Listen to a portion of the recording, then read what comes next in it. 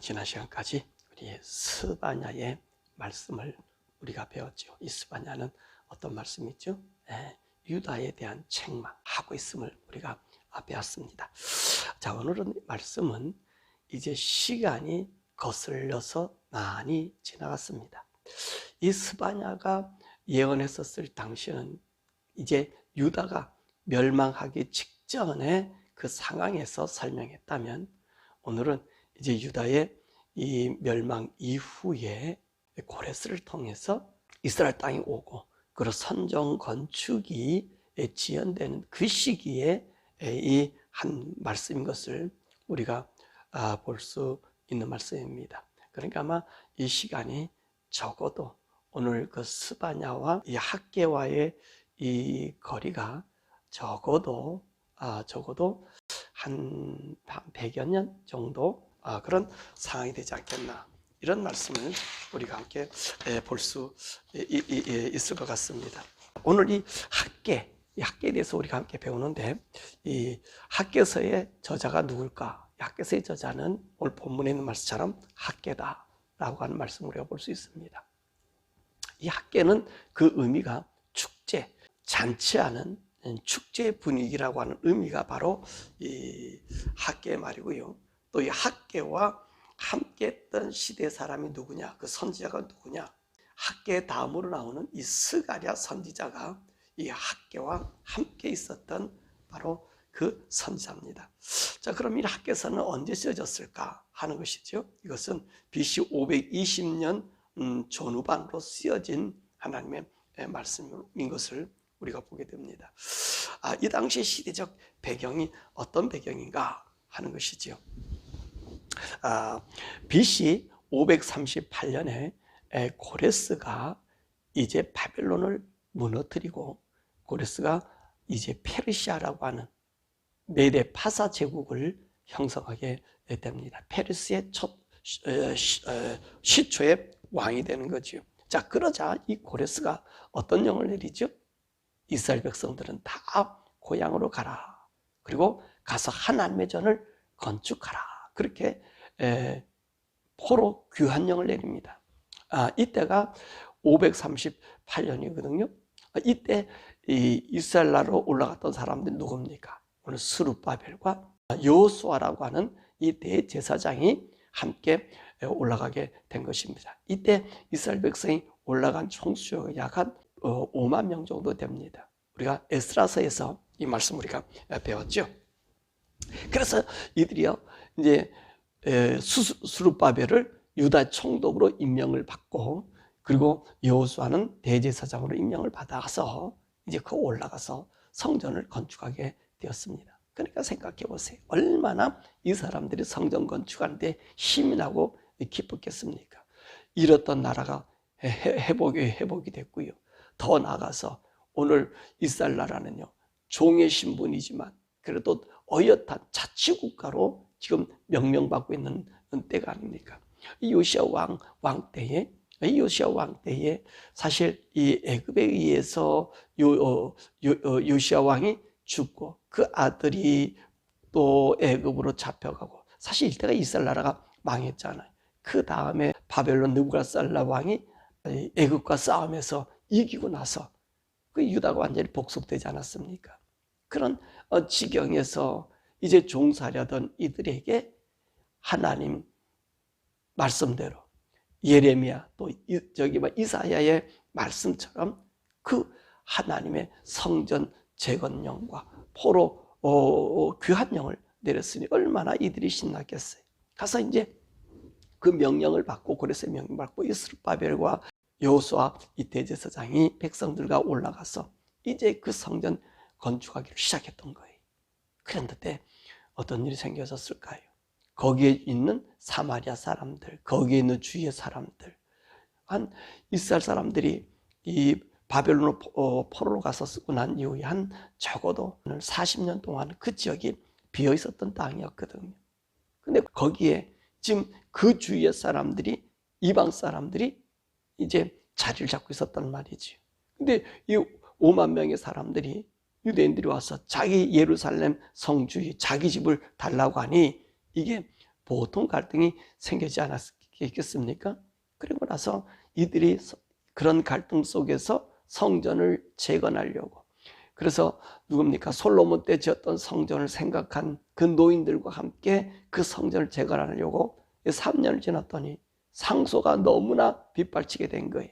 그래서 고레스 왕 때 3년 지나고 나서 성전 건축하는 것이 중단이 되었습니다. 중단이 되어서 이전 그 올라간 사람들과 거기 있는 점령한 사람들의 이 싸움이 또 갈등이 심화되고 있었던 것이지요. 그래서 성전 건축을 하라고 했던 이 고레스가 성전 건축이 중단 명령을 내려진 거예요. 그래서 3년이 지났어요.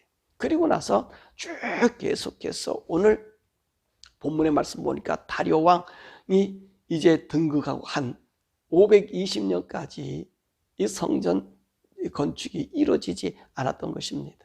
그러니까 3년 지나고 나서 이제 520년이니까 18년의 세월이 지났잖아요. 건축 시작하고 나서 성전 건축 중단은 약 한 15년 정도 성전이 지어지지 않게 되었던 것입니다. 자, 그런데 오늘 학개가 오늘 이 말씀하는 거예요. 하나님의 성전을 건축하라 라고 얘기해요.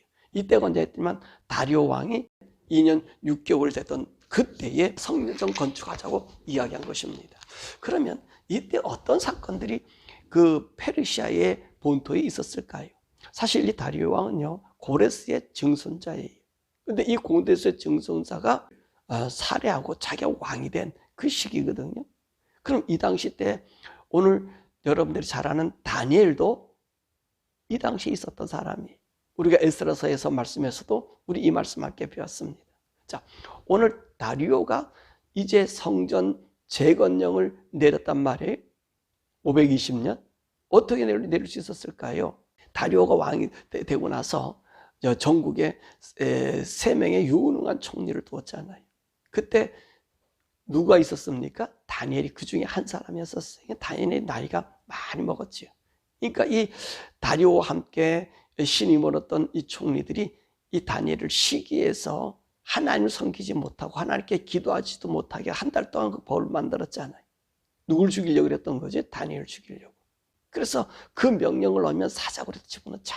그래서 조서를 꾸며가지고 했더니 다니엘은 어땠습니까? 그 조서를 보고서도 예루살렘을 향하여 그 창문을 하루에 3번씩 크게 기도했다는 말이죠.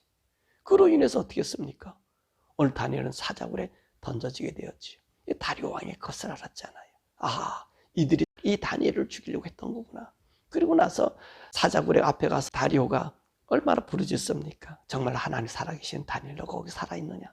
그러니까 다니엘이 우리 하나님께서 나를 살려주었다라고 얘기하고 나서 끌려 들어온 다음에 그 나머지 모함 자들을 다 사자굴에 그 가족까지 다 던져버렸잖아요. 자, 이 사건이 있었단 말입니다. 이 사건이 있고 난 이후에 다니엘 9장에 보니 하나님의 성전을 향하여 기도하면서 이 성전이 건축되지 못하면 상당히 안타까워했거든요. 근데 오늘 이 다리오는 어떤 사람입니까? 누구를 의지합니까? 다니엘을 의지한 거예요. 그래서 다리오가 이 다니엘의 말을 듣고 사실 예루살렘 재건 이 건축령을 내리게 된 겁니다. 근데 이 당시에 맞물려서 우리 이스라엘 말씀서 보면은 이 본국에서는 하나님의 영이 학개에게 임한 거예요. 다리오 왕 오늘 2년 되던 6개월에 학개에게 나타난 거예요. 스가랴에게 나타난 거예요. 에스라서의 말씀에서도 그 말씀이 나오거든요. 성전 재건하라고 하는 명령을 내린 거예요. 그때 누구에게 얘기한 거예요? 스룹발벨과 오늘 여호수아라고 하는 이 대제사장에게 이 말씀을 내리고 백성들에게 말씀을 내린 거예요. 그랬더니 하나님의 성전을 건축하게 되는 그런 모습을 우리가 보게 되는 그런 상황이 있었다는 거죠. 자, 그러면 이 학개서를 쓴 목적이 뭐냐 하는 것입니다. 이 고레스 칙령으로 규환령과 함께 스룹바벨 총독으로 삼아서 5만 명이 올라왔지만 성전 재건하다가 중단되었다는 거죠. 그런데 이 사람들이 이 성전 재건한 것보다 이제는 압력을 받으니까 성전 짓는 것을 정말로 믿음으로 끌고 나가야 되는데 하지 못하고 이제 주저하고 있었다는 것입니다. 그러다 보니까 이들의 삶이 어떻게 됐습니까? 하나님 향한 예배와 헌신이 그 중심점을 잃게 되고 또 자기의 삶을 영위하는 데 급급했단 말이죠. 그런데 오늘 그들에게 학개와 이제 이 스가랴, 오늘 보면 학개 말이 그들의 백성에게 전달됨으로 말미암아 또 알려줌으로 말미암아 그들의 신앙을 다시 회복시키고자 하는 것에 이 학개의 이 말씀에 목적이 있는 것을 우리가 보게 됩니다. 또한 이 학개서의 특징이 뭐냐면 시간별로 하나님 메시지를 전달했다는 것입니다. 그래서 첫 번째 예언, 두 번째 예언, 세 번째 예언, 네 번째 예언 이렇게 얘기했는데 그 메시지를 하나님 음성을 그들에게 들려줘요.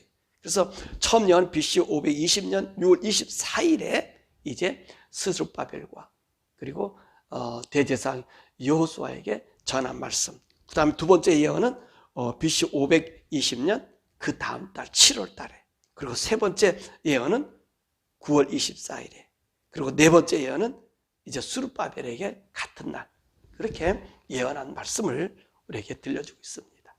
자, 그러므로 이 학개는 하나님의 성전 건축에 대한 말을 하고 있는 것을 우리가 보게 됩니다. 자, 그럼 1장에 있는 말씀은 무엇이냐 하는 것입니다. 자, 1장은요, 성전 재건을 촉구하는 말입니다. 이것은 첫 번째 예언으로, 자, 성전을 재건하라.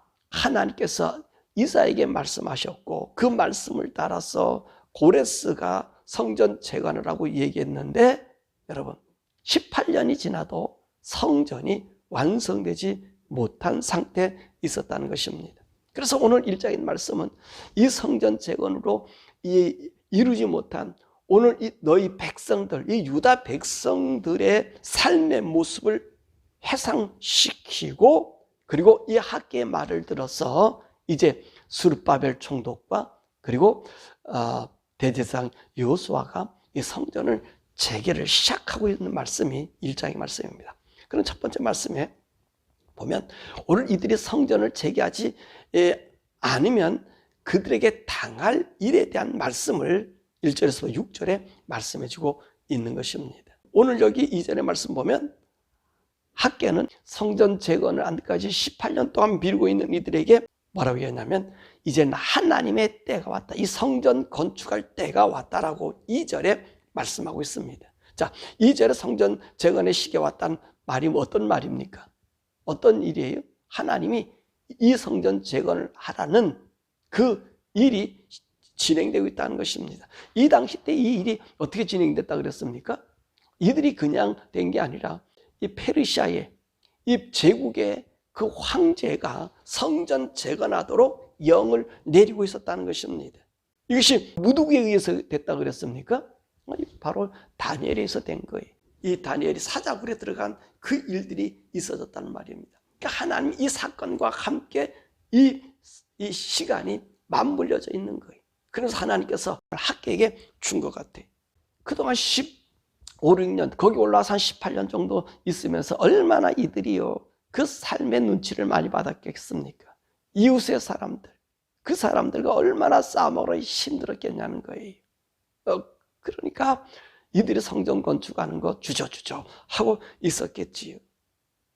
그리고 부담도 있었을 것이고요.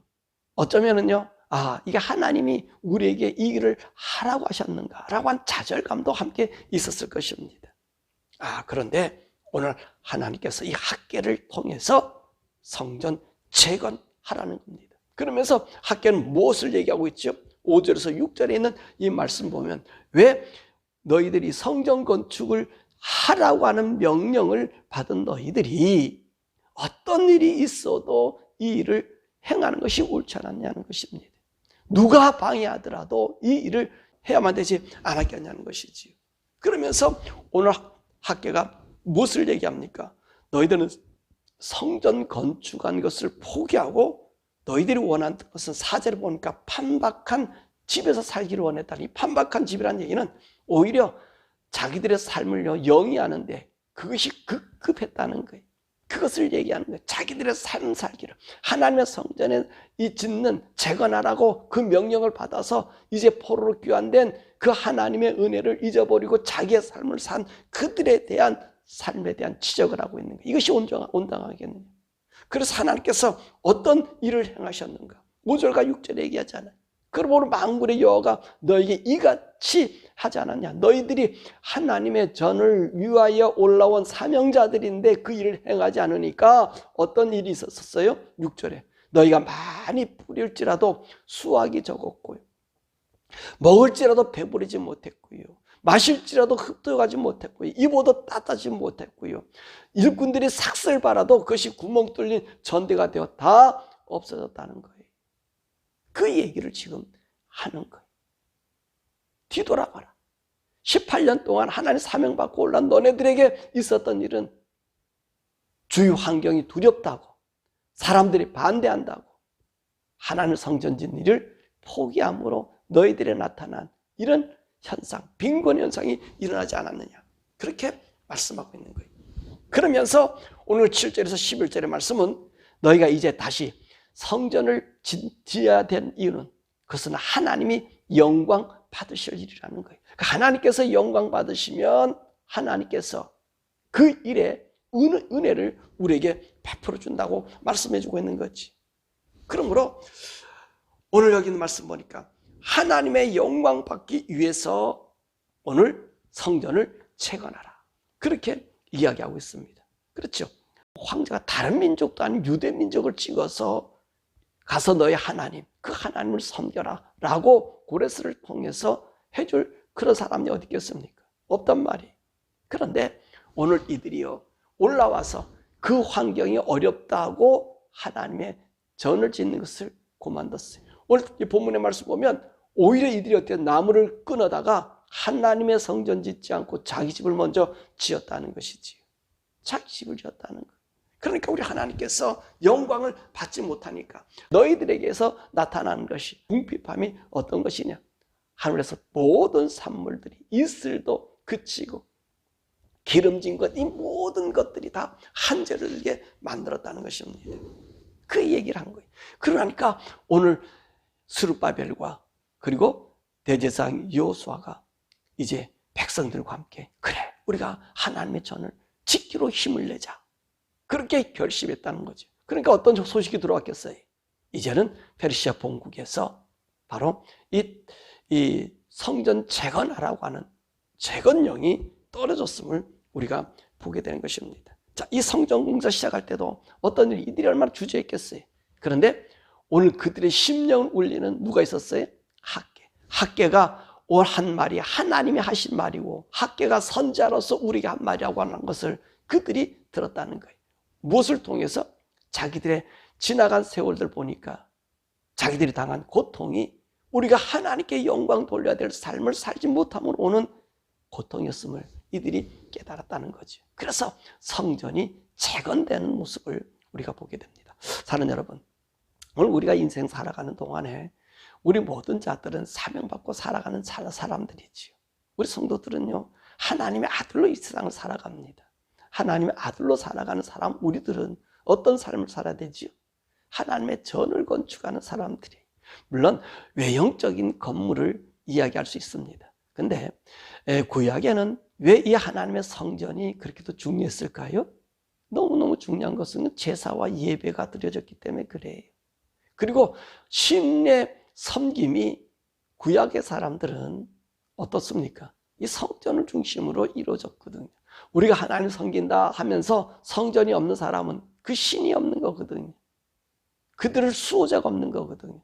그렇기 때문에 하나님께서 만국에 통해서 하나님의 성전을 세우는 것은 만국의 하나님을 알리는 거예요. 자, 그렇다면 요즘에 있어서 현대 이 시작에 있어서 하나님의 성전은 어떨까요?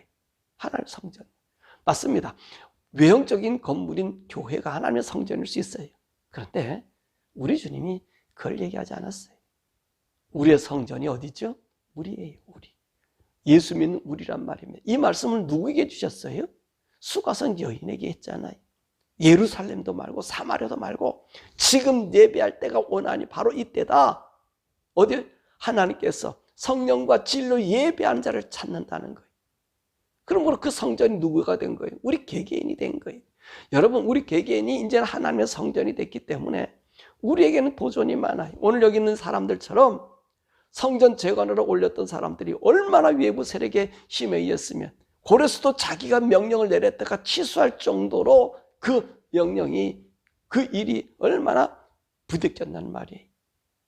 여러분, 오늘 우리가 예수를 믿고 살아가는 우리들의 삶이 그렇다는 거지. 그래서 우리 예수님께서 뭐라 말씀하세요? 의를 왜 핍박을 받는다는 거예요. 산상팔복이 얘기했잖아요. 의에 대한 이야기. 그러므로 우리 심령을 항상 하나님 앞에 우리가 나가야 됩니다. 가난한 마음, 하나님밖에 없음에 대한 마음, 그리고 내 마음에 악과 더러움이 들어오지 못한 애통함이 우리들에게 있을 때 하나님의 의가 우리 가운데 채워지고요. 또 이 의의 삶을 살아가다 보면 고통당할 일이 있을 수 있고 어려움당할 일이 있을 수 있다는 거예요. 그러나 두려워하지 말라는 겁니다. 학계가 얘기하잖아요. 왜 우리가 한재와 어려움을 당했느냐? 우리가 하나님의 전 짓는 걸 포기했기 때문에 왔다는 거예요. 그렇습니다. 저와 여러분들이 이 세상 살아가는 동안 세상이 나를 살려주질 않아요. 하나님이 나를 살려줘요. 하나님의 사람은 하나님이 나를 살려줘요. 나를 살려준다고. 그러므로 저와 여러분들이 우리 마음의 성전, 이 성전에 유지해야 됩니다. 그래서 우리가 성령과 진리라고 그랬잖아요. 성령과 진리로 우리의 몸과 마음을 해야 되는데 우리 주님께서는 바로 성령님 우리에게 보내주셨어. 진리 되신 예수님을 날마다 생각하게 하고 그 은혜 가운데 젖어 살게 하잖아요. 우리 성전이 온전해지는 것이 뭔지 아십니까? 날마다 그리스도 십자가 은혜로 나가는 거예요.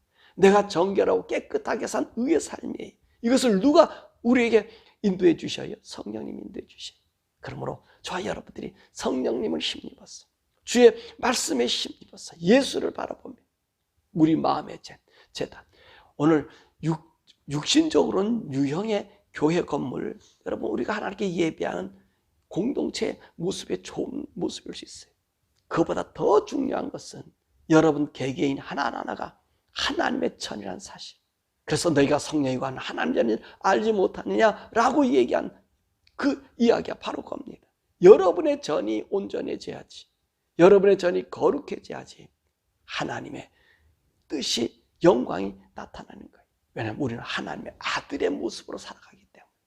하나님의 아들의 모습은 우리가 정말로 이스라엘 백성들이 성전을 지어 새롭게 하나님의 영광을 돌렸던 것처럼 저와 여러분들이 하나님 안에 온전한 사람이 돼요. 하나님께 영광 돌릴 수 있는 복된 성도 되기를 주님의 이름으로 축원합니다. 이 시간에 함께 기도할 것은 우리의 성전이 정말 온전해지고 있는가? 우리의 성전이 누구죠?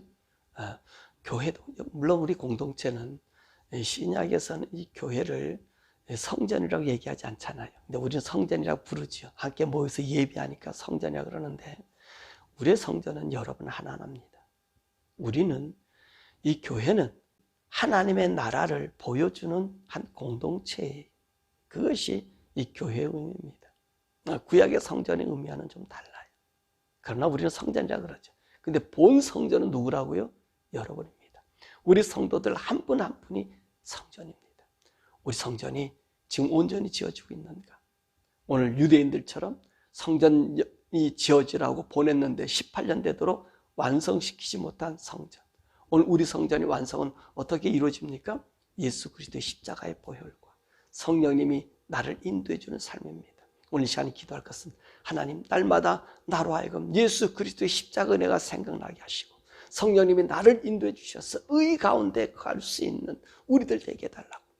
그리고 이 의가 우리 미국과 대한민국에 나타나서 하나님의 의로운 교회로 하나님의 나라가 지어진, 하나님의 집이 지어지는 그런 우리 복된 우리 성도들과 우리 나라, 우리 미국이 되도록 주여 부르고 함께 기도하겠습니다. 주여!